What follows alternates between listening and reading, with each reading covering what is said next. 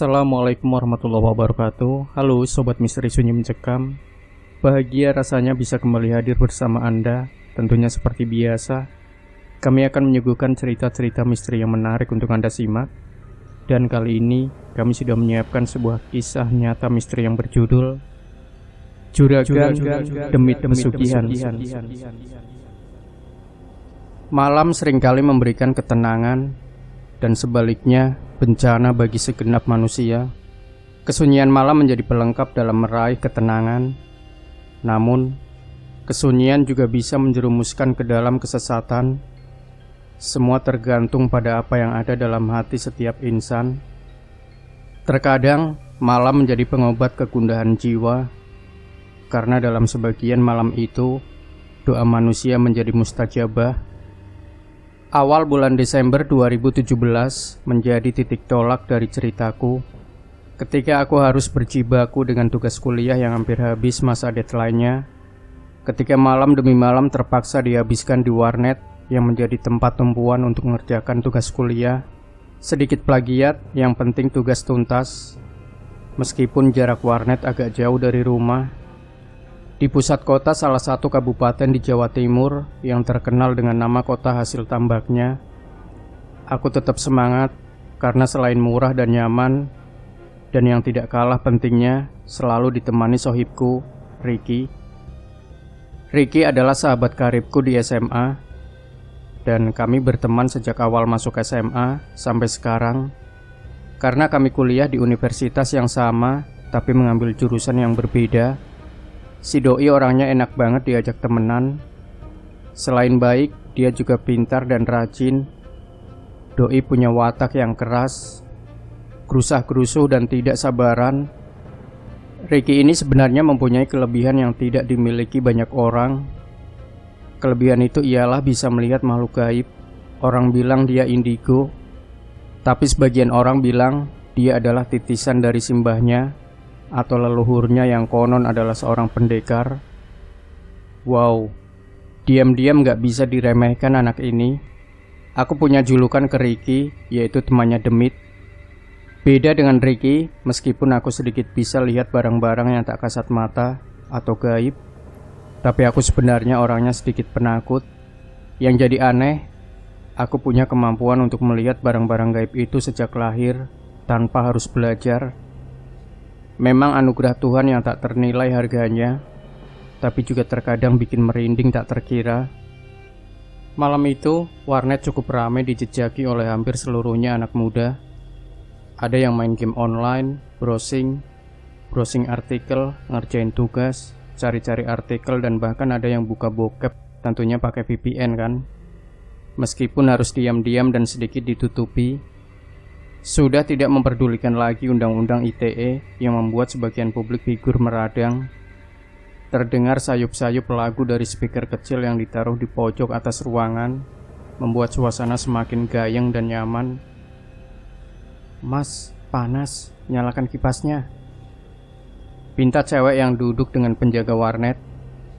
Si penjaga langsung sigap menyalakan kipas angin yang ada di ruangan. Tidak ada AC, maklum warnet dengan tarif ekonomi. Dua kipas angin di atas plafon ruangan mulai berputar-putar memberikan sedikit hembusan angin mengusir panas yang ada di ruang.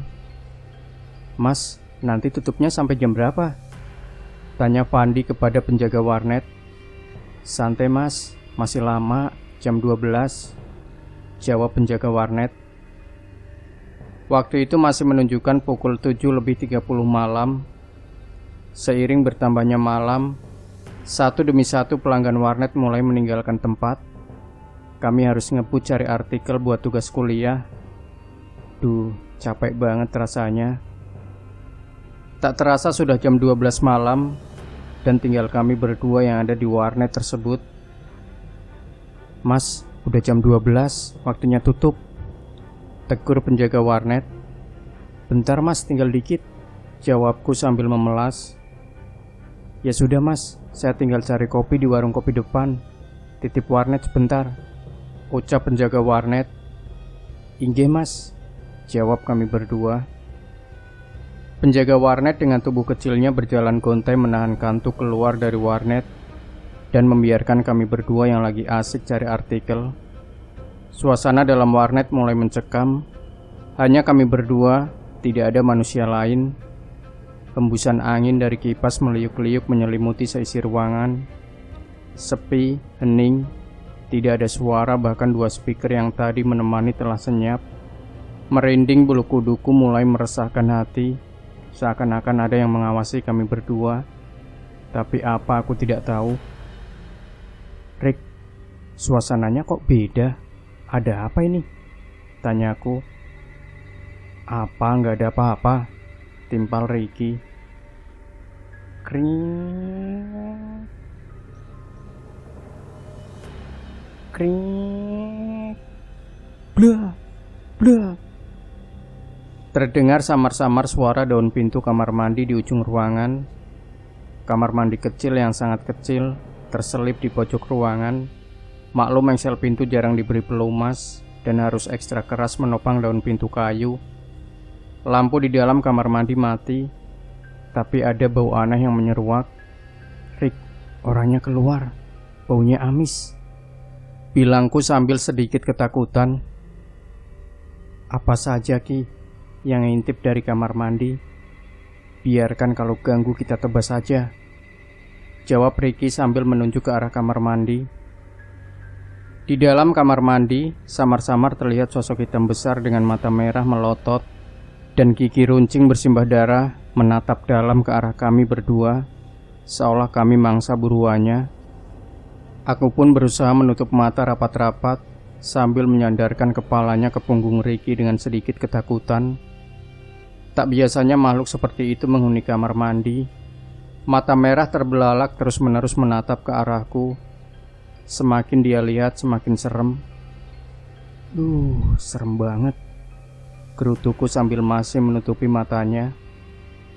Ricky tidak menghiraukan bisikanku. Kelihatannya merasa risih dengan kelakuanku yang terus-menerus menempelkan mataku ke punggung Ricky. Cok, agak geser, Rick. Risih loh, gerutu Ricky. Aku masih bertahan menutupi mata dan sembunyi di balik punggung Ricky hingga krek, suara pintu terbuka. Sudah rampung, Mas. Suara lirih muncul, spontan aku terperanjat dan terjatuh dari kursinya. Penjaga warnet muncul dari pintu masuk tanpa memberi aba-aba dulu. Tentu saja kami berdua kaget. Bahkan bisa dibilang aku shock, hingga aku tidak bisa mengendalikan posisi duduk yang nyaman. Takut, kaget, jengkel, dan gregetan campur jadi satu. Bruh. Loh, kenapa Mas? Kata penjaga warnet sambil berlari kecil menghampiri Ricky dan aku. Nggak apa-apa Mas. Tadi sampean Thomas. Aku cuman kaget aja.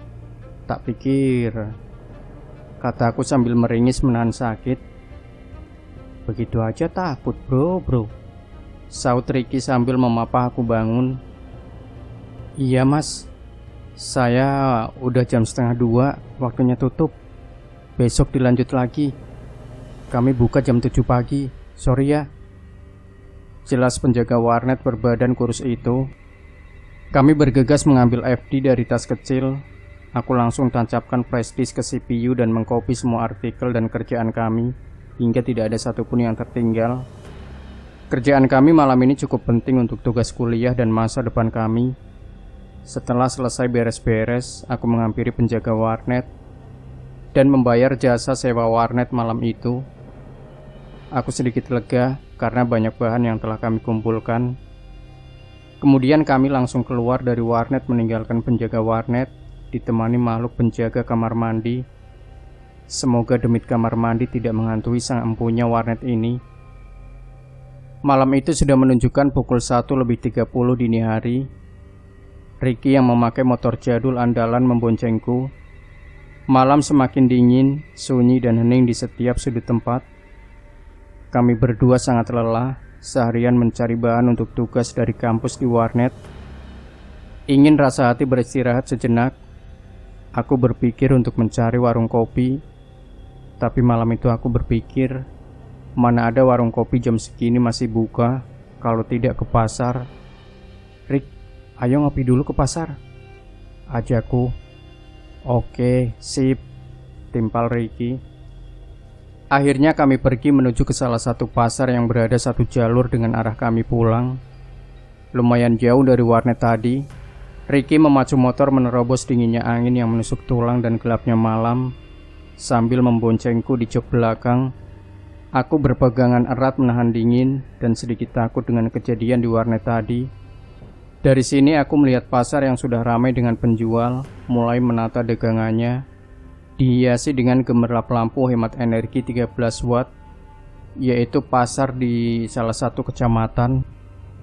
Pasar tradisional dengan sedikit kumuh dan becek pemandangan jalannya memang terlihat indah dari kejauhan. Biasanya orang-orang menyebut dengan pasar Krempiang. Sesampainya di pasar Krempiang, pasar sudah mulai ramai. Meskipun dinginnya malam masih sangat terasa menusuk tulang, para pedagang mulai menyiapkan dagangannya. Ada yang menurunkan dagangan dari becak motor, ada juga yang masih tawar-menawar di sebelah mobil pick-up. Mobil itu masih penuh sayuran. Bahkan ada yang tertidur lelap di antara tumpukan dagangannya. Pemandangan yang cukup menakjubkan, perjuangan seorang hamba demi menafkahi keluarganya. Sejenak Ricky menghentikan motor bututnya di depan pasar tradisional sambil kepalanya tengok kanan kiri melihat situasi. Tampak agak jauh dari kami berhenti. Terlihat pedagang dan bakul sayur sedang bercengkrama. "Terongnya ini per kilo berapa, Kang?" tanya pembeli. "Alah yu, seperti biasanya saja," jawab tukang sayur. "Ya sudah, diangkatkan sekalian ya," pinta ibu pembeli. "Siap Mbak Yu," timpal bapak penjual sambil menimbang dagangannya. Percakapan tersebut sayup-sayup terdengar dari kejauhan. Akhirnya pandangan kami tertuju pada dua warung yang berada di pojok pasar. Ada perbedaan yang agak menonjol di antara dua warung tersebut. Warung yang berada di sebelah tempat parkir bercat kuning dengan penerangan yang cukup biar atau terang dengan dilengkapi free wifi. Sedangkan satunya warung kopi biasa dengan penerangan agak redup.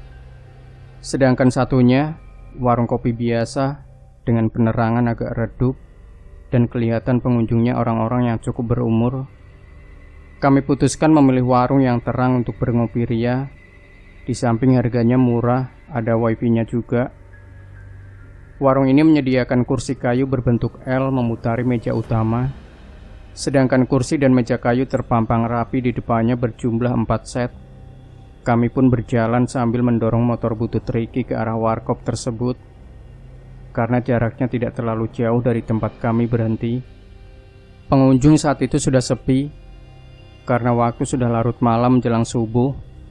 Hanya terlihat 3 orang pengunjung yang kulihat duduk di kursi utama sambil menghisap rokok dalam-dalam dan ngobrol satu sama lain. Suasana di malam itu sungguh tentram dan santuy. Meski tampak sepi, warkop itu bersih, dihiasi cahaya yang terang, menambah kenyamanan para pengunjung. Tujuan utama kami mampir di warung kopi tersebut tak lain hanya untuk menghilangkan penat. Karena dari siang hingga dini hari kami berkutat dengan tugas kuliah. Sungguh melelahkan dan ingin sejenak refreshing, ngegame dan ngopi. Aku ingat waktu itu kita tiba di warkop sekitar jam 2 kurang seperempat dini hari. Kami pun memesan kopi susu berdua. Meski sambil menahan lapar, kita tetap ngopi saja. "Kopi susu 2," pesanku pada penjaga warkop. "Iya mas, tunggu sebentar," jawabnya. Hanya itu yang bisa kami pesan, 2 cangkir kopi. Masalahnya uang kami hanya cukup untuk beli 2 cangkir kopi saja. Rokok pun tinggal 6 biji, lusut dan tak enak dipandang. Nasib boy. Semakin pagi pasar semakin ramai. Para pengunjung mulai berdesakan dan terlihat terburu-buru. Mereka adalah bakul-bakul yang membawa motor dan sepeda pancal. Mereka lagi kulakan untuk diecer kembali ke kampung sekitar. Sungguh riuh suasana pasar Krempiang di pagi itu. Di warkop suasana semakin asik dan gayeng. Kami seruput kopi susu masing-masing, diiringi kepulan asap dari rokok favorit kami. yang sedang kami hisap dalam-dalam sambil menikmati suasana pasar di saat malam menjelang pagi. Hening tanpa ada satu kata pun keluar dari bibir kami berdua. Hanya kepulan asap yang menyebar di sudut tempat kami duduk. Saat minum kopi, aku merasakan pahitnya kopi diselingi manisnya susu yang sedikit demi sedikit kami seruput seperti suasana hati yang sedang aku rasakan saat ini. "Gimana, Rick?" tanyaku. "Gimana apanya?" timpal Ricky. "Ya, hidup kita berdua. Kuliah jalan, kerja juga sudah. Tapi aku merasa masih kurang," tanyaku. Ricky hanya menatap kosong ke arahku dengan jawaban pendek yang terlempar dari mulutnya. Cuk, ucapku kesal. Tapi Ricky tidak merespon sama sekali. Kemudian, "Rick, kok suasananya agak aneh ya?" tanyaku. "Aneh apanya?" "Biasa," jawab Ricky. Rasakan hembusan angin malam ini. Ada yang aneh.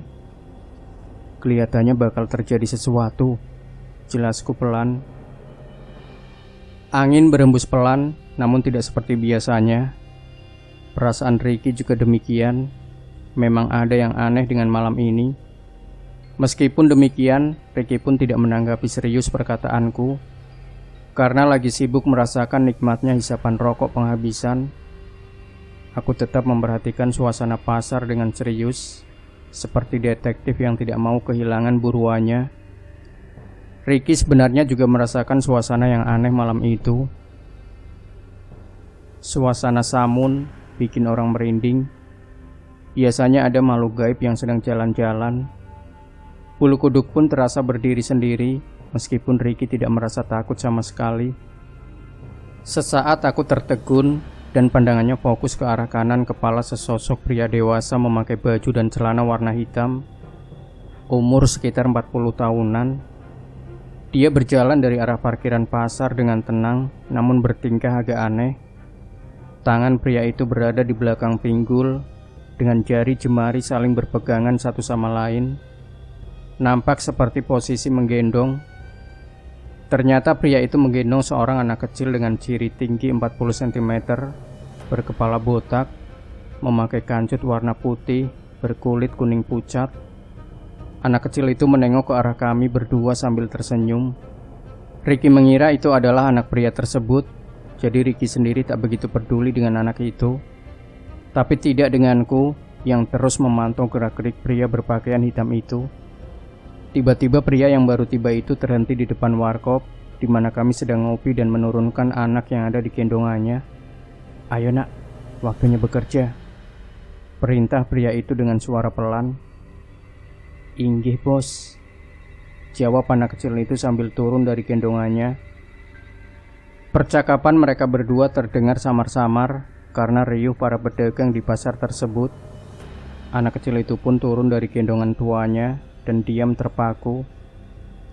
Aku terus memperhatikan mereka berdua dengan sedikit takut. Aku menggeser posisi duduk mendekati Ricky. Ricky juga terheran-heran melihat pemandangan tersebut.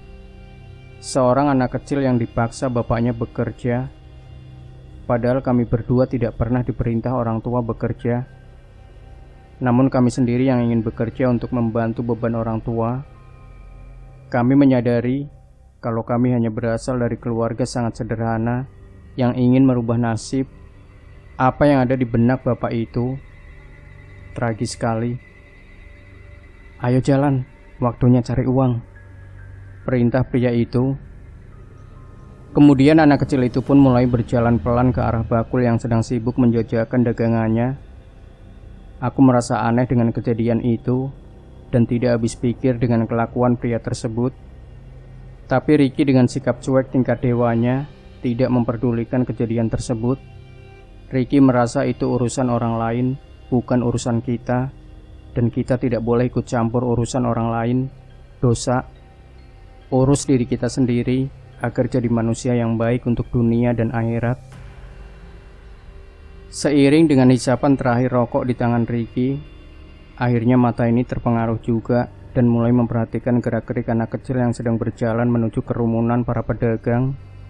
Ternyata apa yang menjadi kekhawatiranku mulai menampakkan kebenarannya. Anak kecil aneh itu berjalan mengendap-endap ke lapak pedagang. Anak kecil aneh itu berjalan mengendap-endap ke lapak pedagang ikan di pinggir jalan. Anak gundul tanpa baju itu pun pelan tapi pasti berjalan menuju ke arah belakang pedagang. Dia mulai berjalan mendekati pedagang tersebut dari arah belakang, santai tanpa ada kekhawatiran sedikit pun. Lama-kelamaan Ricky sama aku saling bertatap mata, saling memainkan kode curiga. Akhirnya kami seakan sudah sama-sama mengerti ada hal yang aneh di sekitaran pasar ini. "Loh, apa itu, Rick?" tanya aku pelan. "Loh, tuyul itu, Cuk. Tuyul. Diam dulu," jawabku setengah kaget dan menunjuk ke arah tuyul tersebut. Aku minta Ricky untuk mengikut gerak-gerik anak kecil tersebut. Aku akan mengawasi dari warkop saja, karena nggak tega dan sedikit takut, kilahku. Ricky keluar dari warkop mulai mengawasi dan mengikuti gerak-gerik anak kecil itu, terus mengawasi dan tidak mau kehilangan mangsanya. Ricky berjalan pelan-pelan mendekati tuyul itu untuk memastikan apa yang dilakukannya. Ternyata tuyul itu sedang mengambil satu lembar uang kertas dari tempat penyimpanan uang yang diletakkan di bawah dagangan. Tanpa ada hambatan sedikit pun, tuyul itu tersenyum sambil membawa hasil operasinya. Pedagang ikan yang menjadi korban tidak menaruh curiga sedikit pun terhadap apa yang sedang terjadi pada dirinya. Setelah memastikan kelakuan anak itu, Ricky kembali menghampiriku yang ada di warkop. "Van, tuyul itu lagi operasi. Dia ambil uangnya pedagang ikan yang di ujung seberang jalan tuh," jelas Ricky. "Loh, iya toh?" tanyaku memastikan. "Aku lihat dengan mata kepalaku sendiri, Van. Asli itu, Cuk," sahut Ricky. Aku langsung mengarahkan perhatian ke arah tuyul yang lagi operasi. Dia masih berada di dekat pedagang ikan yang jadi korbannya. Memang benar perkataan Ricky. Ricky pun tidak sabar dengan kejadian itu. Dia meminta aku untuk tetap duduk di warkop, sedangkan Ricky akan menangkap tuyul sialan itu. Siapa tahu uang yang dia dapat belum dikasihkan tuannya, hingga kita bisa palakin sekalian, mumpung lagi bokek. Kami berdua emang lagi bokek banget. Beli makan sepiring berdua pun tidak bisa. Tapi aku belum setuju dengan rencana Ricky. "Anjing kamu, Rick. Tuyul dipalakin. Dasar gila," kataku. "Bebas. Biar tau rasa tuh tuyul sama tuanya," kata Ricky sambil berjalan ninggalin aku sendirian. Ricky kembali lagi menuju pedagang ikan, seakan-akan mau beli ikan. Tidak lama kemudian mataku melihat dari jauh, samar-samar Ricky beneran menyeret sosok tuyul itu ke tempat kami. Ricky langsung mengikat tuyul itu di samping tempat duduk kami, tentunya dengan tali goib yang ia miliki.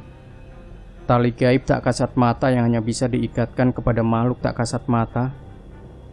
"Anjing kamu, Rick. Mau kamu apain sih bawa gituan?" tanyaku. "Diem, Cuk. Kita juga lagi kere kan," kata Ricky sambil ngikat tuyul. "Mau kamu palakin bener tuh tuyul, Rick. Edan kamu. Bener-bener ngawur kamu, Cok," tanyaku agak keras ke Ricky. Kamu. Mana duitnya? Bagi sini," bentak Ricky pada tuyul. Enggak ada, Bos," jawab bohongnya si tuyul. "Kalau kamu pengen hidup, serahin uang tadi, atau kamu kubakar di sini. Pilih mana?" ancam Ricky. Jangan bos. Ampun, Bos," teriak tuyul itu ketakutan. Terlihat dari jauh, pemilik tuyul tersebut berdiri celingak-celinguk dan jalan mondar-mandir mencari tuyul tersebut. Seketika tahu aku dan Ricky, sosok pria itu dengan langkah cepat melarikan diri entah kemana. Aku berpikir mungkin pria itu takut ketahuan, karena jika warga pasar tahu hal ini, mereka pasti akan dimasa satu pasar. Pada saat ketakutan karena diancam dibakar, Mana uangnya? Kamu ambil dari mana uang itu, Cok? Tanya Ricky dengan nada tinggi. Ampun bos, aku tadi ambil di pedagang ikan pindang, jawab Tuyul dengan ketakutan. Akhirnya tangan si Tuyul itu nyerahin uang selembar 100 ribuan ke Ricky dengan ketakutan dan gemetar tangannya. Aku dari dekat samar-samar kelihatan. Lama-lama uang itu menunjukkan wujud aslinya, sama seperti uang yang kita pegang. Aku kaget karena baru seumur-umur sekarang tahu uang dari Tuyul benar-benar ada dan melihat dengan mata kepalaku sendiri. Gila kamu, Rik. Asli, gila kamu. Masa pencuri kamu palak? Kataku sambil geleng-geleng kepala. Bodo amat. Yang penting uang ini bisa buat makan. Lagian sudah lapar banget aku, kata Ricky. Kamu lapar gak? Tanyanya padaku. Kemudian Ricky memesan 2 porsi pecel ke warung sebelah. Hati merasa senang saat itu karena dapat uang untuk beli makan. Di sela kita makan, begini namanya preman malak setan. Jangan orang susah aja yang dipalak, candanya dengan senyum.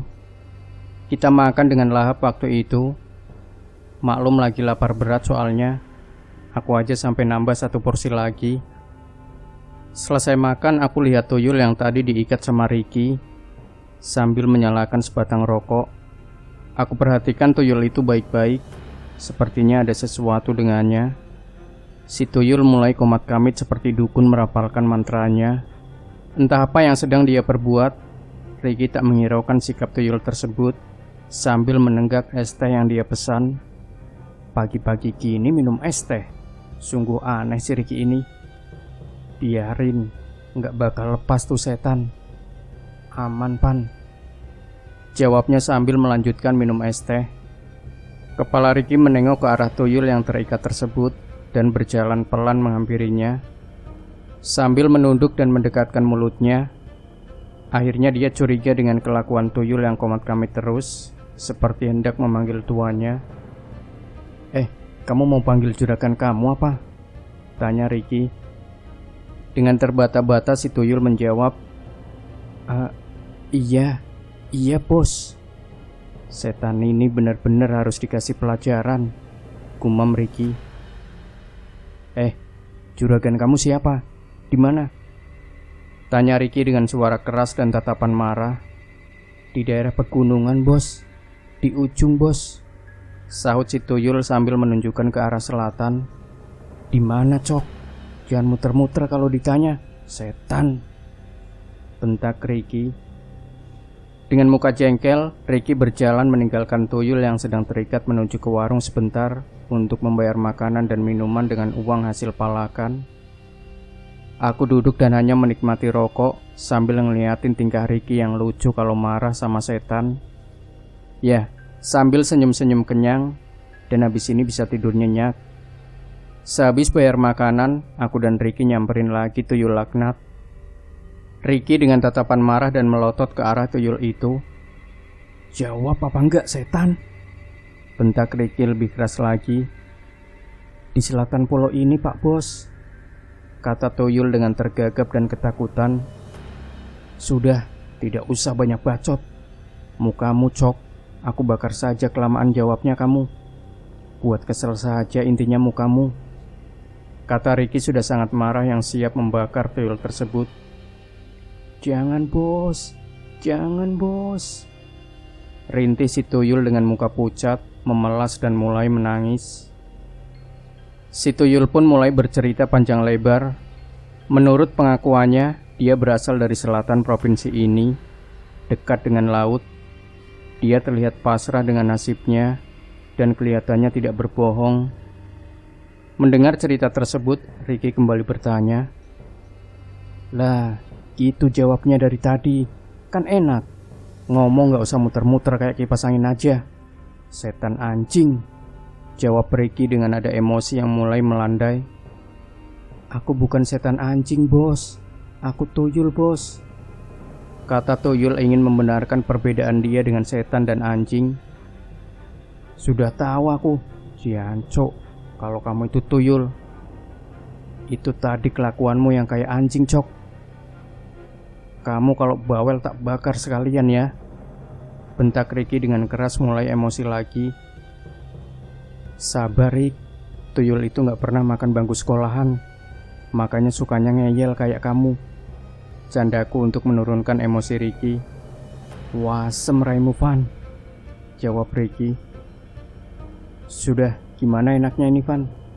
Tuyul ini mau diapakan?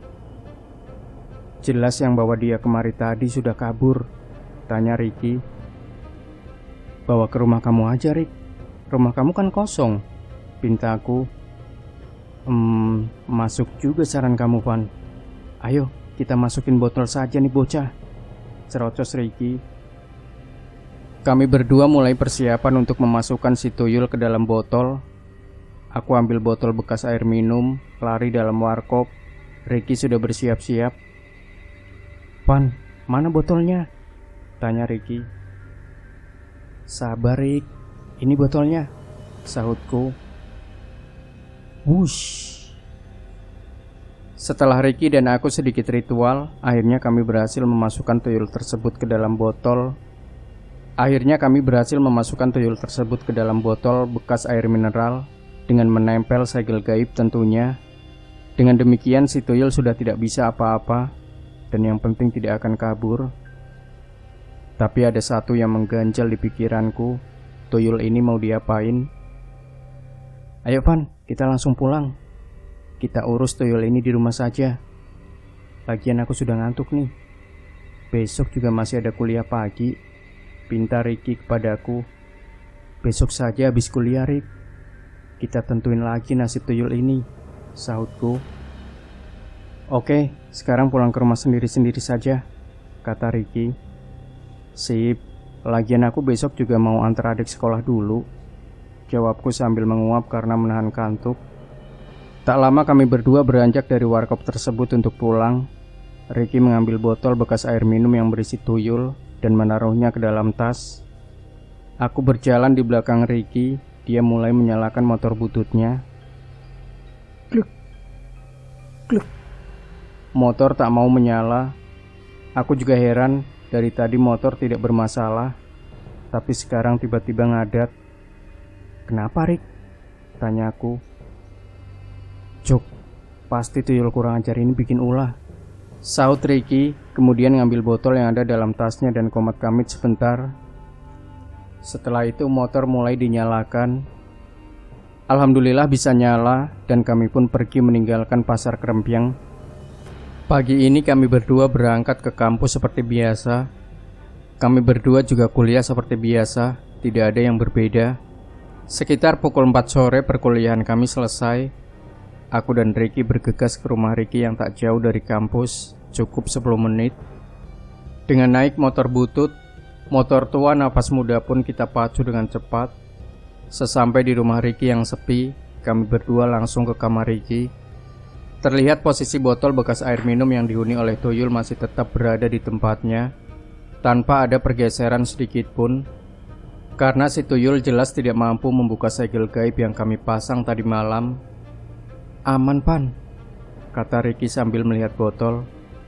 Oke, sip, jawabku. Botol tetap aman sama isinya saat itu. Masih terlihat tuyul kecil lagi duduk sambil mendekap kedua kakinya. Tidak bisa berbuat apa-apa, hanya termenung meratapi nasib.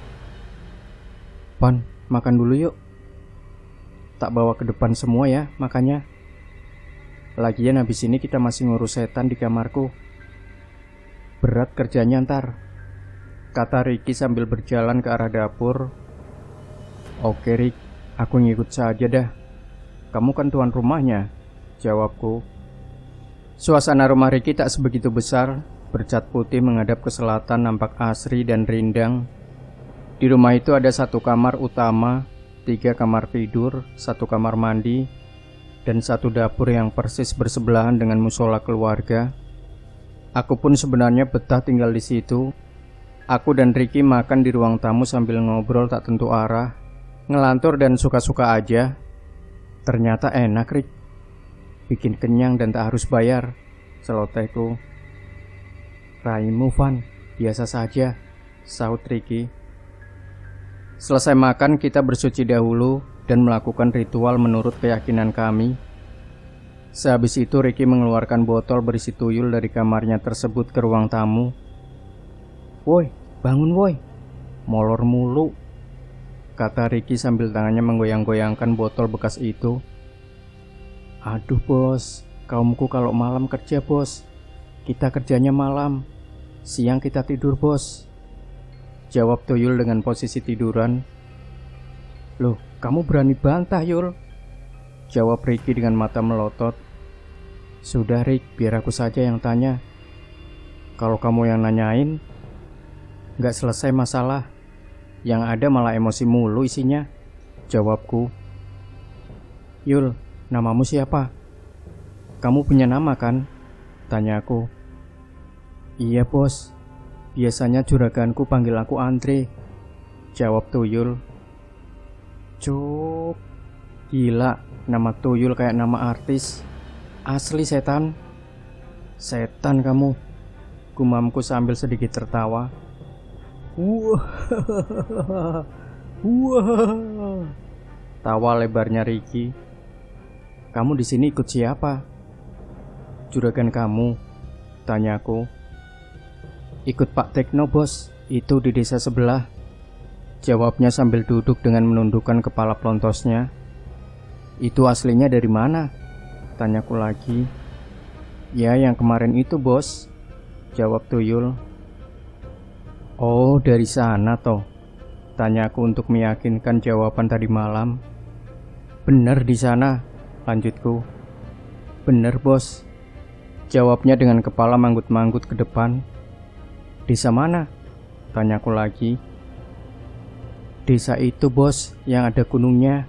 Selatan desa pas langsung laut itu bos," jawab tuyul dengan muka agak meyakinkan.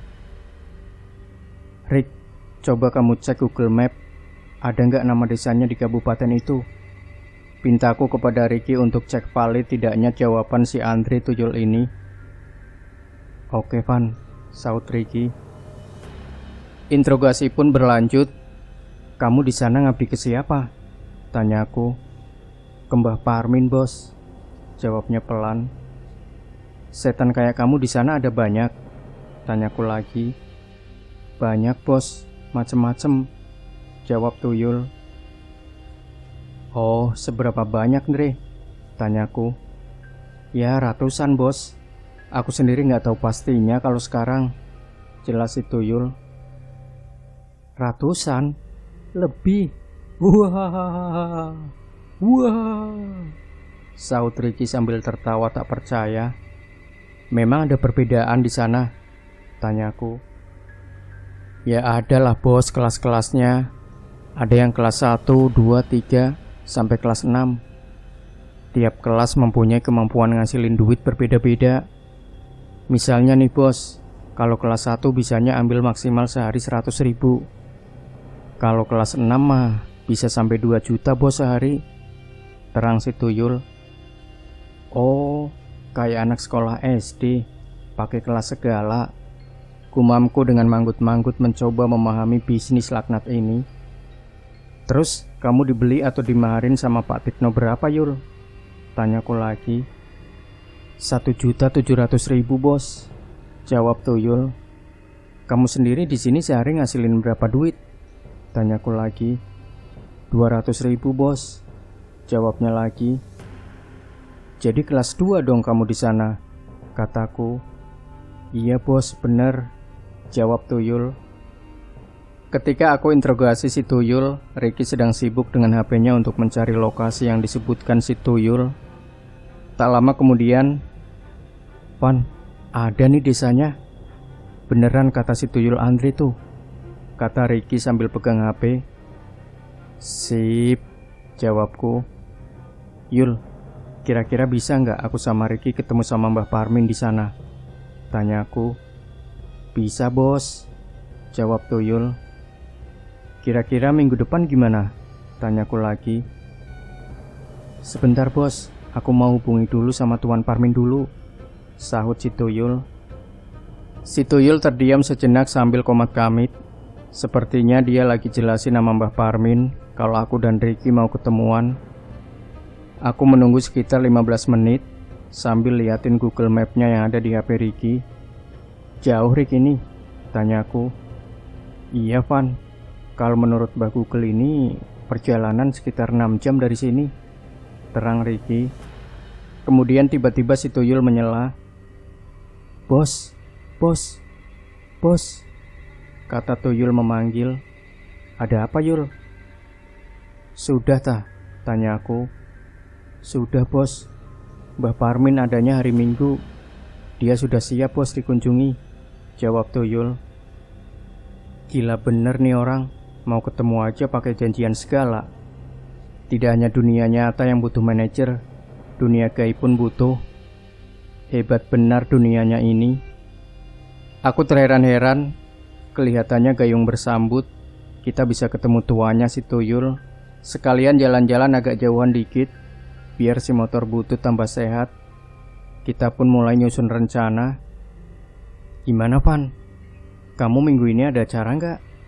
tanya Ricky. "Gak ada Rick, aman, free," jawabku. "Sama dong, aku juga lagi free nih," jawab Ricky. Setelah interogasi dengan si tuyul selesai, kami berdua melakukan persiapan untuk pergi ke desa sebelah. Aku sempat berpikir, nih tuyul suruh nyolong lagi apa gimana ya enaknya buat ongkos di jalan. Tapi aku kan gak ada kontak sama si empunya. Mending gak usah lah, daripada kena karmanya. Minggu pagi pada tanggal yang sudah ditentukan, kami berangkat dari rumah Ricky ke daerah sebelah yang dibilangin si tuyul dengan motor andalannya.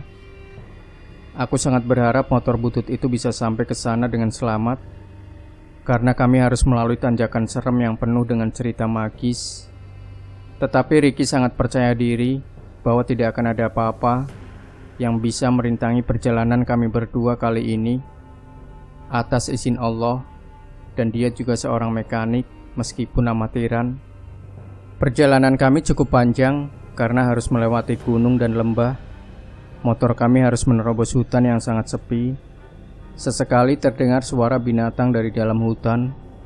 Motorku terus berjalan stabil, tidak ngebut dan juga tidak terlalu pelan.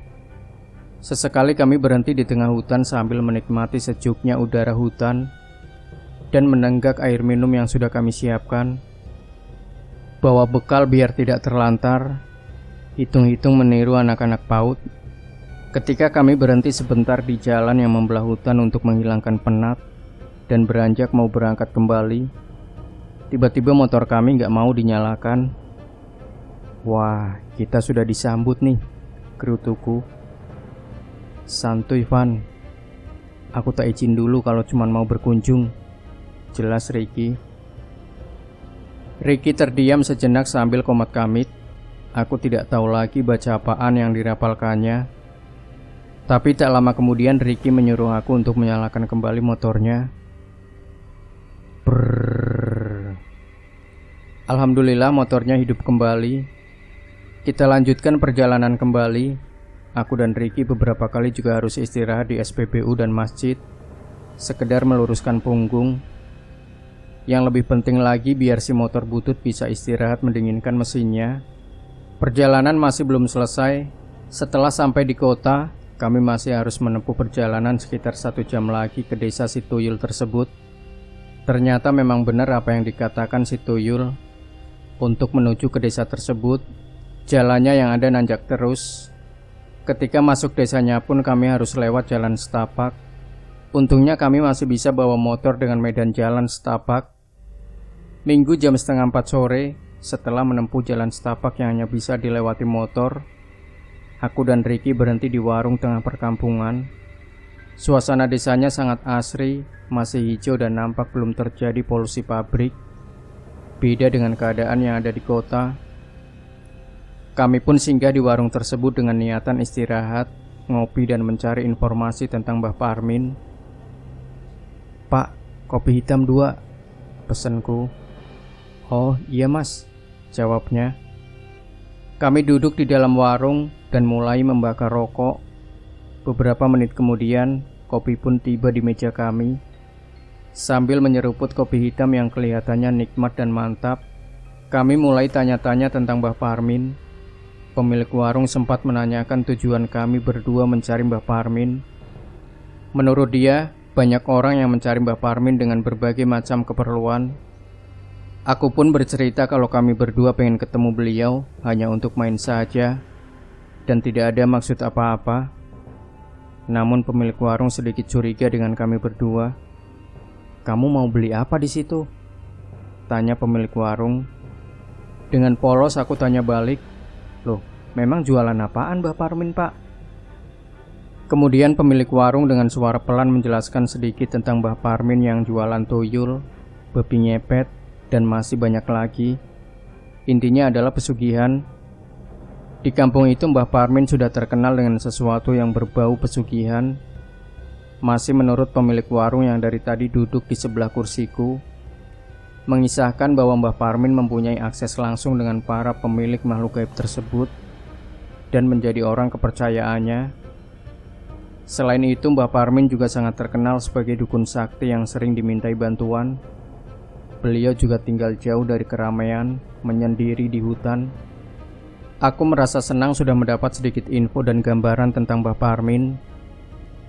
Setelah itu aku membayar kopi, lalu kita melanjutkan perjalanan ke arah rumah Mbah Parmin yang sudah ditunjukkan oleh pemilik warung, ke arah ujung selatan dusun. Motor kami berhenti ketika sampai di rumah terakhir ujung dusun, karena hanya terlihat jalan setapak yang hanya bisa dilalui dengan jalan kaki. Kami pun memperhatikan sekeliling sebelah kanan kiri sudah tidak ada rumah lagi. Suasana semakin mencekam, bikin bulu kuduk berdiri. "Rick, kita nggak salah jalan ini. Kok nggak ada rumah sama sekali?" tanya aku ke Ricky. Tapi Ricky bersikukuh kalau jalan yang diambilnya benar dan meneruskan perjalanan kami. Di sekeliling jalan hanya terlihat tumbuh-tumbuhan kebun yang besar dan rumput tumbuh liar di sekitar jalan tersebut.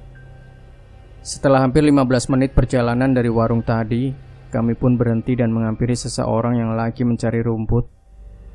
"Maaf Pak, apa benar ini jalan menuju ke rumahnya Mbah Parmin?" tanyaku dengan sopan. "Loh, bukan nak. Pertigaan yang tadi seharusnya kalian belok kiri, tidak ke kanan," jawab bapak pencari rumput tadi. "Matur suwun Pak," sautku. "Sama-sama nak, hati-hati ya," jawab bapak tadi. "Kian cok." "Iya kan Rick?" gerutuku. Akhirnya Ricky memutar motor bututnya dan kembali menuju ke pertigaan tadi. Aduh, sudah susah payah kok ternyata salah. Wah, bensin tekor nih. Sambutan yang cukup baik, harus tersesat dulu sebelum meraih kemenangan. Perjuangan, kami pun sampai ke pertigaan dan mengambil belokan ke kiri seperti petunjuk bapak pencari rumput tadi. Semoga ini jalan yang benar. Akhirnya di rumah ujung yang terakhir, aku dan Ricky memutuskan turun dari motor dan bertanya kepada sosok lelaki paruh baya yang sedang menurunkan pakan sapi di depan rumahnya. "Permisi Pak, mau tanya. Pak, rumahnya Mbah Parmin di mana ya? Katanya di pojok dusun ini," tanyaku. "Iya Mas, benar di dusun ini. Rumahnya di atas lereng gunung itu Mas." "Tidak bisa kalau kamu bawa kendaraan," jawabnya sambil menunjuk ke arah lereng gunung tersebut. "Lah gimana Pak? Saya mau bertamu ke rumah Mbah Parmin," sahut Ricky sambil memegangi motorku di depan. "Kamu titipkan saja motor kamu di sini Mas, tidak apa-apa. Terus kamu jalan lewat sawah itu, lurus saja. Terus kamu ikut jalan kecil itu sampai ketemu rumah bambu menghadap ke selatan di tengah hutan," jawab bapak tadi dengan nada meyakinkan. Kami berdua memutuskan untuk menitipkan motor butut di rumah bapak tadi, karena menurut dia, orang-orang yang bermaksud mengunjungi Mbah Parmin biasanya menitipkan kendaraan di rumahnya. Masih cerita bapak yang berumur 40 tahunan ini bahwa mereka biasanya melanjutkan perjalanan ke lereng gunung untuk menemui Mbah Parmin dengan jalan kaki. Karena memang kondisi jalan setapak dan hanya bisa dilalui dengan jalan kaki. Perjalanan menuju ke Mbah Parmin memang sebuah perjuangan, meskipun dengan niat yang berbeda-beda. Waktu itu aku dan Ricky tak sabar untuk langsung berjalan menuju ke rumah di lereng gunung. Kami harus melewati jalan setapak yang licin dan sedikit berlumpur. Hampir di sepanjang jalan itu ditumbuhi oleh rumput gelagah. Rumput ini tumbuh subur hingga memiliki tinggi 3 hingga 4 meter. Untuk melewatinya pun, kami harus menyingkap rumput-rumput dengan potongan ranting pohon yang kami temukan di perjalanan. Ternyata perjalanannya cukup jauh juga, waktu juga sudah sore. Matahari mulai meredup dan jalan yang kami lewati masih jauh, karena masih ada hamparan sawah luas yang harus dilewati. Setelah itu masuk jalan ke perkebunan yang lebat, baru masuk ke lereng hutan. Suasana hutan di sore hari tampak seram. Hari mulai gelap tertutup tingginya pepohonan dan lebatnya hutan, apalagi suara hewan hutan yang saling bersahutan. Disertai kabut putih tipis mulai turun di atas lereng. Hawanya pun sangat menusuk tulang karena dingin dan basah. Hutan lebat ini terlihat tidak ada jejak manusia yang tinggal di sana. Kami pun menempuh jarak sekitar 3 kilometeran dari rumah penduduk terakhir. Sepanjang perjalanan dengan penglihatan gaib kami sepertinya sedang diawasi oleh makhluk-makhluk tak kasat mata yang teramat banyak. Aku sedikit merinding dan tidak mau jauh dari Ricky. Tidak tahu kenapa, tiba-tiba aku merasa mual seperti ada yang menusuk-nusuk perutku. Aku tetap jalan sambil menahan rasa mual tersebut. Aku terus memegangi perut yang tidak bisa lagi berkompromi.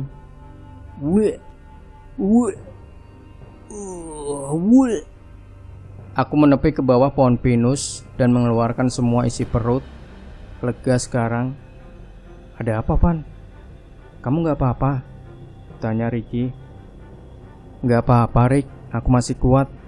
Ayo naik lagi, jawabku. Ternyata semua yang aku rasakan saat itu adalah sambutan dari penjaga hutan. Sambutan yang tidak menyenangkan. Aku dan Ricky mulai lebih berhati-hati dari sambutan-sambutan yang menyeramkan seperti tadi. Kami berjalan dengan penuh kehati-hatian. Sebelah kanan dan kiriku terlihat jelas banyak makhluk gaib yang sedang memperhatikan. Sesekali ada anak kecil lari-larian, kemudian lenyap tak tentu arah. Sungguh mencekam suasana waktu itu. Pancaran kuning sinar matahari semakin memerah, pertanda ia akan segera menuju peraduannya di sela-sela lebatnya hutan. Sedikitnya cahaya yang menyinari hutan ini menjadikan tempat favorit untuk tinggal bagi hewan seperti penyedot darah, pacet atau lintah. Tiba-tiba terlihat ada sesosok wanita dengan pakaian serba putih, duduk terdiam di atas pohon dengan rambut terurai panjang menutupi wajahnya. Dia terus-menerus menatap ke arah kami. Wih, semakin membuat aku tidak berani lagi menoleh ke kanan dan ke kiri.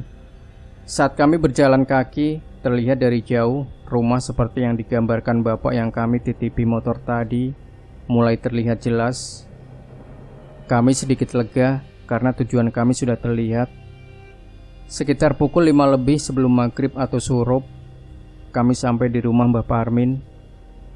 Orang tua kita dulu bilang kalau surup-surup tidak boleh keluar rumah, nanti ketemu Candi Olo. Waktu Candi Olo yaitu ketika matahari mulai terbenam, siang akan berganti malam. Pada waktu Candi Olo, para pedagang menutup tokonya, para pengembala memasukkan ternaknya, dan lain sebagainya, semua kegiatan dihentikan. Pada saat itu orang-orang Jawa percaya, ketika kita melakukan aktivitas keduniaan diyakini akan berdampak negatif pada aktivitas tersebut. Dan banyak juga yang meyakini di waktu itu para makhluk halus juga berani memunculkan diri.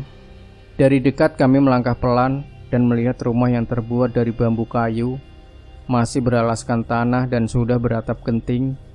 Kami pun memberanikan diri mendekat karena pintu sudah terbuka. Nuwun sewu. Assalamualaikum. Permisi. Mbah, putumu teko, ucap Ricky dengan sopan. Tak lama kemudian, tampak sesosok pria sudah berumur 80-an memakai udeng alias ikat kepala khas orang Jawa, berbaju loreng lengan panjang, dan sarung hitam tanpa memakai alas kaki. Tinggi sekitar 165 cm, berkulit gelap. Terlihat pria tua ini sudah tinggi ilmunya, nampak dari pandangan gaib kami berdua. Pria itu mendekat sambil memperhatikan kami dengan seksama. Ada tamu. Ayo nak, masuk, gak usah takut, katanya dengan senyum. Kami pun mengikuti Mbah Parmin untuk duduk di kursi kayu panjang di ruang tamunya, sambil melihat-lihat rumah yang terbuat dari dinding bambu dipadu papan kayu tua. Terlihat rumah yang cukup sederhana dan jauh dari gemerlap kemewahan. Rumah tersebut mempunyai 3 kamar, 1 ruang tamu dan 2 ruang kamar tidur di belakangnya. Kamar mandi yang terpisah dari rumah utama.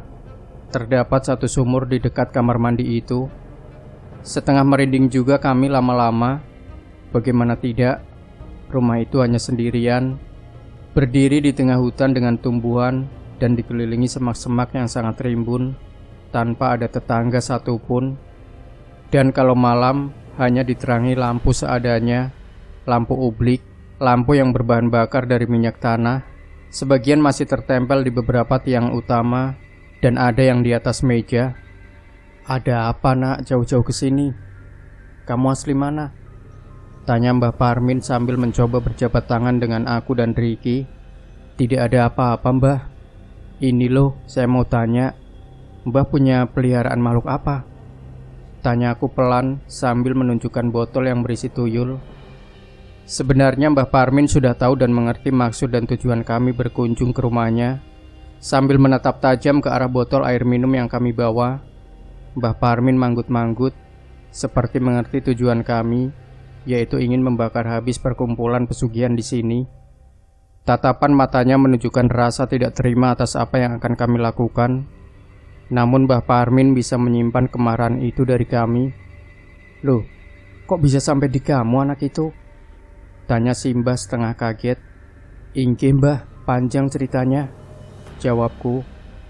Akhirnya kami ceritakan panjang lebar kejadian dari awal di pasar Krempyeng, penangkapan, hingga mengurungnya di dalam botol. Mbah Parmin hanya geleng-geleng kepala. Beliau menjelaskan bahwa makhluk gaib sejenis banyak di rumahnya. Tidak hanya 1, 2, 3, tapi banyak sekali. Karena memang hidup si Mbah Parmin di rumah tengah hutan itu setiap hari dikelilingi oleh mereka dan berkewajiban menjaganya. Sungguh gaya hidup aneh yang mengerikan. Sejenak kami hening di ruang tamu itu. Aku dan Ricky hanya saling pandang satu sama lain dan tidak berani berbuat macam-macam. Kemudian Mbah Parmin berdiri dan mengajak kami berdua. Seketika itu, aku dan Ricky berdiri dan berjalan mengikuti Mbah Parmin dari belakang. Mbah Parmin membuka kamar pertama yang lumayan luas ditutup kelambu hitam. Redupnya cahaya lampu oblik menambah ngeri suasana rumah tersebut.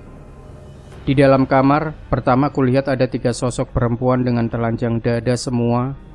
Sedangkan di bagian bawah pusar, hanya ditutup lilitan kain sewek atau kain batik. Secari kain sewek itu hanya bisa menutupi kemaluan para wanita parubaya tersebut. Masih terlihat kemolekan tubuh-tubuh wanita itu. Mereka semua sedang berbaring di masing-masing tempat tidur, sambil memejamkan mata dan kelihatan meringis menahan sakit. Sungguh miris melihat wanita-wanita itu hanya bisa lemah lunglai terbaring dengan kemolekan tubuhnya di atas tempat tidur, tanpa daya dan asa. Mereka harus memberikan air susunya kepada anak-anak kecil yang sedikitnya tidak mempunyai hak. Tapi para wanita itu tak berdaya. Mereka hanya bekerja untuk mendapatkan upah dari Mbah Parmin, hanya untuk sesuap nasi. Kulihat dengan seksama dan mendekat pelan sekitar jarak 6 meter. Pemandangan yang terlihat sungguh menyeramkan. Payudara mereka semua hanya mengeluarkan darah, bukan susu lagi yang diteteknya waktu itu.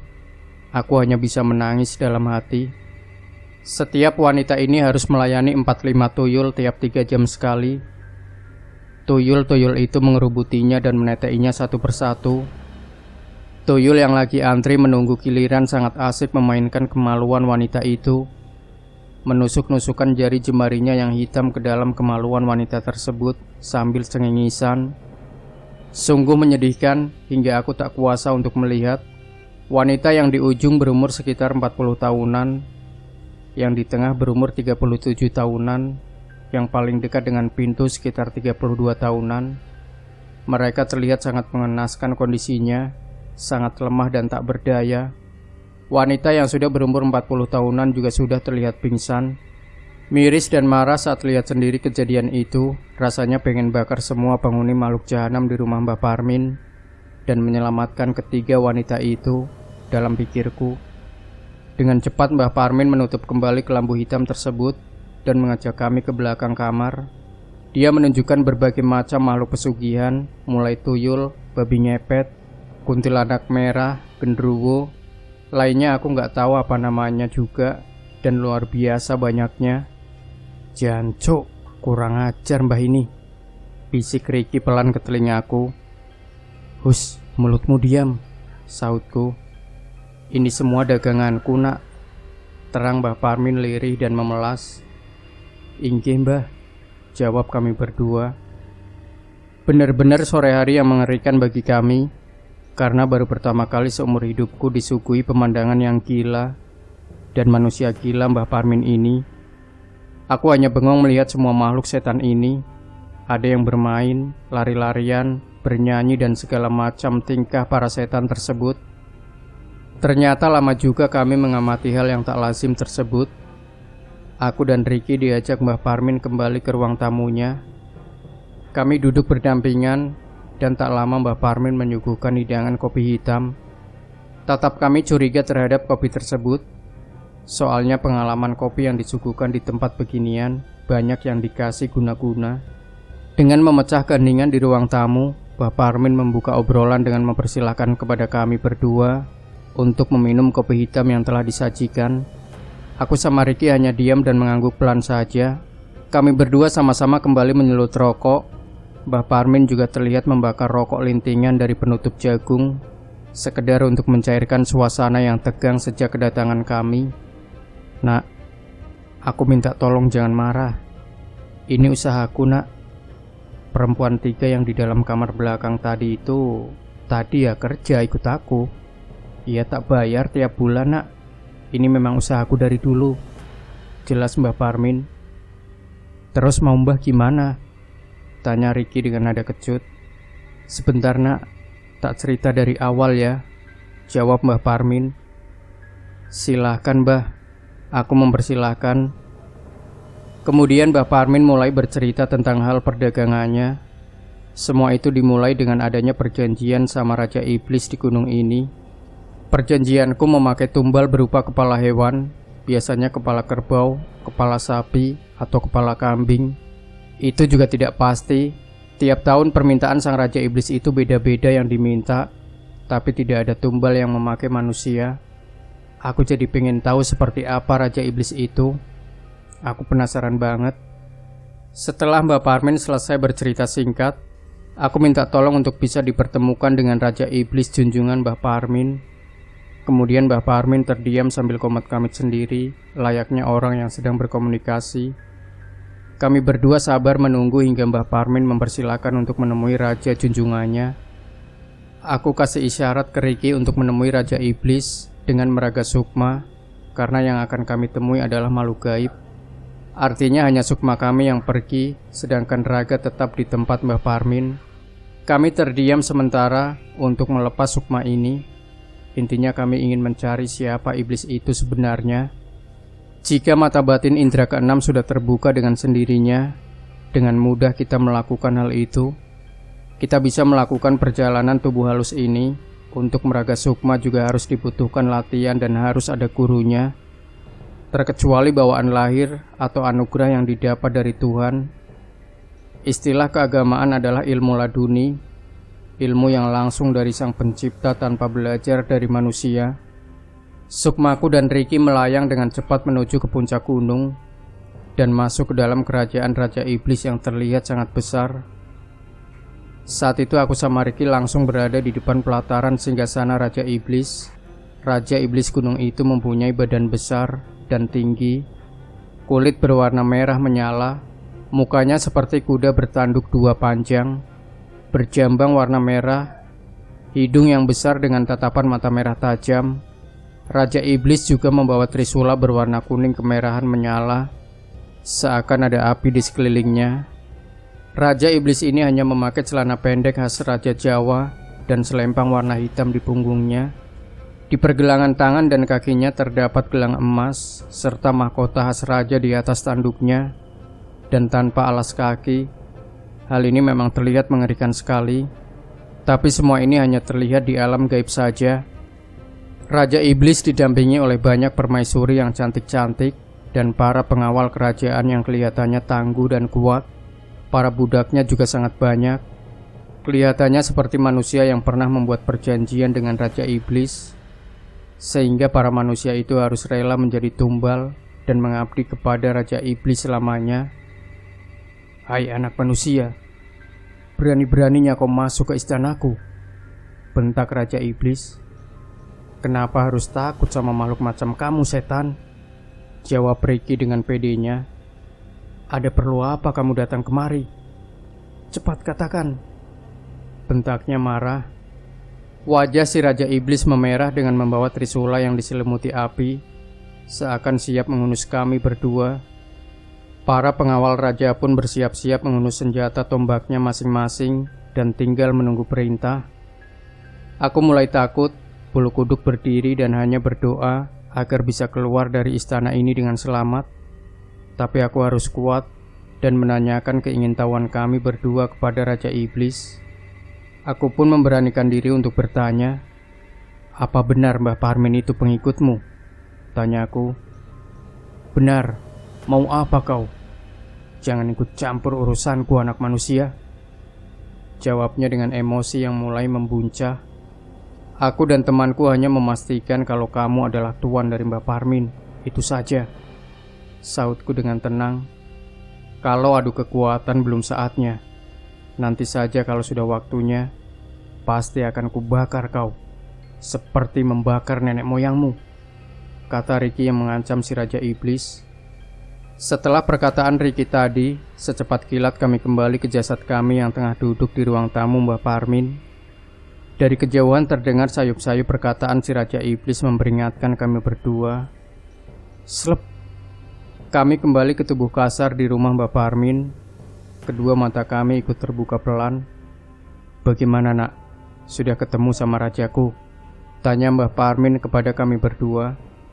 Seakan dia sudah tahu apa yang kami lakukan barusan waktu kami diam sejenak. Aku saling pandang dengan Ricky. "Sudah Mbah," jawab Ricky. "Kami sudah mendapatkan jawaban atas rasa keingintahuan kami. Kami bisa pulang dengan tenang. Ini semua peliharaanku dari raja yang baru saja kalian temui tadi," jelas Mbah Parmin. "Kalau kerjaku bagus 20 tahun ini nak, kontrak sama rajaku tadi akan selamanya," tambah Mbah Parmin dengan bangga dan meyakinkan kami. Selama ini Mbah Parmin sudah menjual banyak sekali peliharaannya kepada manusia dengan satu tujuan, yaitu kaya. Manusia tersebut adalah makhluk yang tidak bisa bersyukur dengan apa yang telah diberikan Allah Subhanahu wa Ta'ala. Mereka selalu kurang hingga menghalalkan segala macam cara, bahkan sampai menggadaikan imannya. Aku menanyakan kepada Mbah Parmin sebenarnya bagaimana cara untuk mendapatkan tuyul peliharaannya. Menurut Mbah Parmin, syarat untuk memboyong tuyul tidaklah terlalu sulit. Pertama, dia harus sanggup menyediakan wanita yang bisa menyusui tuyul tersebut. Kedua, rumahnya nanti harus selalu dicat dengan warna cerah dan ngejreng. Dan ketiga, dia harus membayar uang mahar yang bervariasi dari 1,5 juta untuk tuyul yang kelas rendahan sampai dengan puluhan juta untuk tuyul kelas atas, karena hasil yang didapatkan tuyul tersebut juga berdasarkan kelasnya. Itu penjelasanku, supaya kamu ngerti, tapi kamu gak usah ikut-ikutan. Aku ngerti kalau tujuanmu kesini bukan untuk itu, jelas Mbah Parmin. Inggih Mbah, jawab kami berdua. Rumah Mbah Parmin mulai ramai, bukan manusia, tapi makhluk lain penghuni malam. Peliharaan Mbah Parmin mulai menampakkan diri dan sibuk dengan dirinya sendiri. Ada yang menatapku dengan penuh curiga, saling bercanda dengan teman sejenisnya. Dan di pojok sesosok kuntilanak terdiam dengan rambut terurai panjang menutupi sebagian wajahnya. Pemandangan yang cukup menyeramkan. Suara binatang malam terdengar saling saut-sautan, membuat bulu kuduku mulai berdiri. "Ayo Rick, kita kembalikan aja," pintaku dengan berbisik ke telinga Ricky. Ricky bergegas mengambil botol bekas air minum dan meletakkannya di atas meja. "Sudah Mbah, ini peliharaan Mbah kan? Kami berdua mau menyerahkannya, tapi ada beberapa syarat," kataku. Aku pegang botol yang di atas meja tadi sambil melihat ke dalamnya. Ternyata tuyul Andre terlihat sumringah karena mau kembali ke tuannya. Aku dan Ricky dari awal sudah merencanakan untuk menyerahkan tuyul tersebut dengan beberapa syarat. Dengan syarat itu kami berharap Mbah Parmin tidak lagi sembarangan melepas peliharaannya. "Apa itu nak?" tanya Mbah Parmin. "Peliharaan Mbah jangan ada yang beroperasi di kecamatanku. Syarat yang lain nanti saya minta kalau ada waktu kesini lagi," ucapku dengan enteng meski dengan sedikit takut. Aku sangat kasihan dengan orang-orang di lingkungan kecamatanku yang harus berjibaku untuk mencari nafkah. Pagi hingga siang, siang hingga malam, bahkan malam hingga pagi lagi. Susah payah memeras keringat digunakan untuk mencari uang.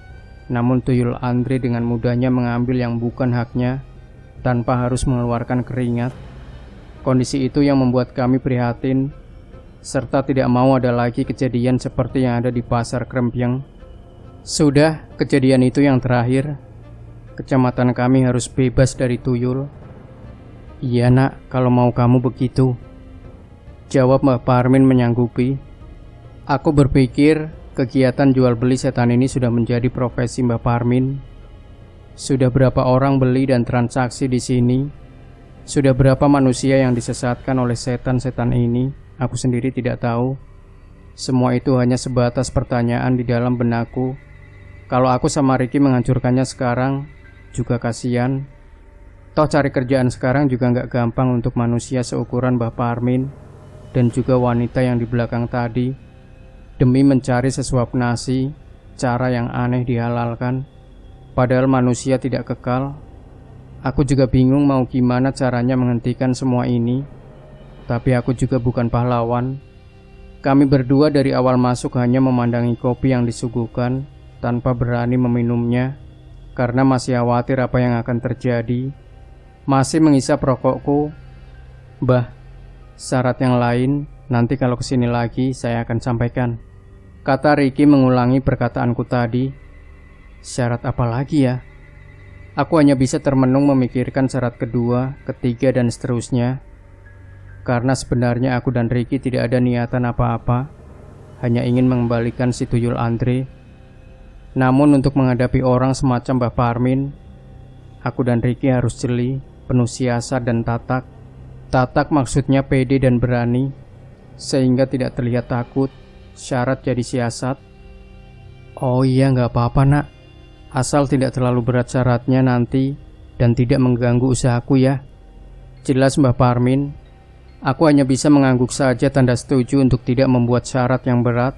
Usaha Mbah Parmin yang menyesatkan manusia ini ternyata berkembang dengan pesat. Tiap hari tidak kurang 2 manusia sesat datang untuk menjalin perjanjian syirik dengan Raja Iblis dengan perantara Mbah Parmin. Zaman sudah digital, namun tingkah manusia makin tradisional. Semuanya karena buta akan harta duniawi. Meskipun ramai pengunjung, Mbah Parmin tetap sekali-kali mengeluh kalau dagangannya juga pernah sepi. Alhamdulillah sepi, jadi makin sedikit manusia yang tersesat. "Gak diminum nak kopinya?" tanya Mbah Parmin dengan tangan menunjuk hidangan yang sudah disediakan. 2 gelas kopi yang tersedia di meja sejak kami datang masih utuh dan tidak bergeser dari tempatnya. Kopi sudah mulai dingin dan malam beranjak larut. Kami memutuskan untuk tidak meminum kopi tersebut karena takut kalau ada apa-apanya. Kami harus pamit. Sejenak kami menghabiskan rokok lalu bersiap-siap pulang. Sambil melirik ke dalam, aku masih bisa melihat para setan itu sedang bermain-main layaknya anak-anak. Raut muka Ricky juga tampak sangat kesal malam itu. "Bah, saya pamit pulang dulu," kataku sambil menjabat tangan pria itu. Ricky pun ikut menyalaminya. Iya nak, hati-hati di jalan, jawab Mbah Parmin. Kami melangkah keluar rumah dan berjalan dari tengah hutan yang menyeramkan. Namanya jalan di hutan, terus maju tanpa menoleh ke samping kanan dan kiri. Kami percepat jalan di tengah hutan itu, karena sayup-sayup pelan terdengar alunan suara gamelan yang semakin dekat. Kami terus berjalan menyusuri jalan setapak yang licin dan penuh ilalang. Bruk, cuk. Ricky yang berjalan di depanku terpeleset. Jalan setapak yang licin ditambah dengan suara-suara asing yang menyeramkan dan membuat kami tidak fokus. Aku pelan-pelan membantu Ricky untuk bangun dan meneruskan kembali perjalanan kami turun. Makin lama daerah semakin tidak beres. Mungkin semua orang yang ada di daerah ini aneh-aneh. Suasananya menyeramkan waktu itu. Semoga cepat-cepat sampai ke rumah yang kami titipi motor. Selama perjalanan, kami serasa ada yang mengikuti dari belakang, tapi aku tak peduli dan tak mau ambil pusing. Kami tetap melajukan motor ini sampai ke rumah Ricky. Sesampai di rumahnya, aku istirahat sebentar untuk minum dan menghilangkan lelah karena perjalanan jauh. Setelah itu aku pun pulang ke rumahku untuk istirahat dan melanjutkan kegiatan di hari esok. Keesokan paginya, aku sudah bisa menghirup udara di rumahku sendiri. Hati terasa senang dan bahagia tanpa memikirkan dagangan Mbah Parmin yang terkutuk itu. Aku jalan-jalan di depan rumah menikmati segarnya udara pagi hari, sambil melakukan pelenturan tubuh agar tidak merasa kaku dan cepat lelah. Selesai kegiatan di pagi itu, aku kembali ke dalam rumah. Kring, kring. Bunyi suara HP di dalam kamarku. Wah, itu suara HP-ku. Emang ringtone-nya aku atur seperti HP jadul. Ternyata telepon dari Ricky. Ciancok Van, aku gak bisa bangun, rintih Ricky di dalam telepon. Jagoan kok cemen, jawabku enteng. Kesini Des, tolongin temanmu ini. Iya, aku berangkat. Pagi itu aku langsung pergi ke rumah Ricky untuk melihat keadaannya. Aku tetap naik motor jadul sendirian. Sampai di rumah Ricky, kelihatan rumahnya masih sepi. Para penghuninya belum ada yang kelihatan di luar rumah. Assalamualaikum. Assalamualaikum. Assalamualaikum. Salamku yang cukup lama di teras depan rumah Ricky. Waalaikumsalam, jawab ibunya Ricky dengan membukakan pintu ruang tamunya. Nak Pandi, cari Ricky ya? Tanyanya. Iya bu, jawabku tenang. Langsung masuk saja Pan, itu Ricky lagi sakit di kamar, jawab ibu Ricky. Kemudian aku langsung ke kamar Ricky tanpa basa-basi lagi. Pagi itu Ricky terlihat terbaring di tempat tidurnya sambil menahan sakit. Dia berselimut setengah badan, badannya menggigil. Bibirnya tak henti-hentinya mengeluh karena sakitnya. Rick, sapaku dengan berjalan dan langsung duduk di kursi samping tempat tidurnya. Kamu Van, kok cepat datangnya? Tanyanya sambil menahan sakit. Iya, tadi ngebut kesininya, terangku.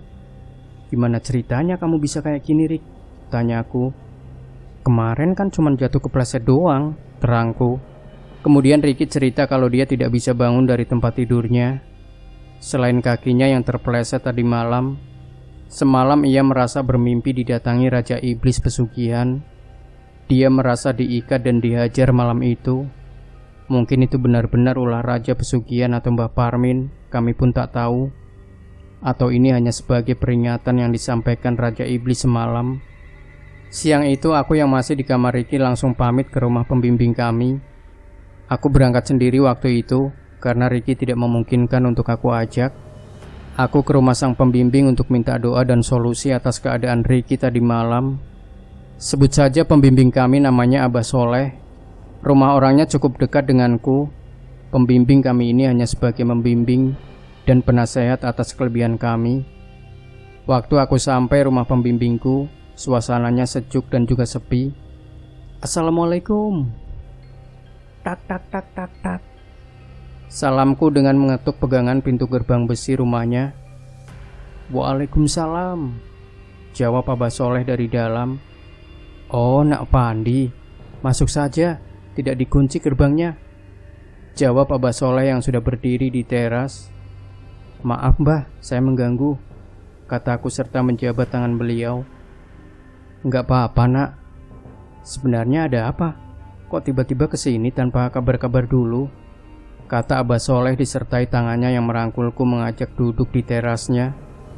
"Gini Mbah, Ricky sekarang sakit di rumahnya," jelasku. "Sakit apa Nak?" tanya Abah Soleh.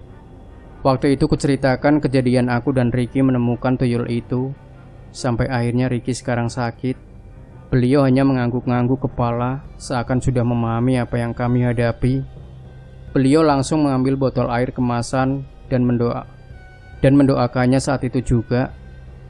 "Oh ya sudah, ini kamu kasih ke Ricky ya. Mudah-mudahan dia cepat sembuh. Tapi ingat, jangan ganggu urusan orang lain, karena itulah jalan yang dipilih Mbah Parmin," jelas Abah Soleh.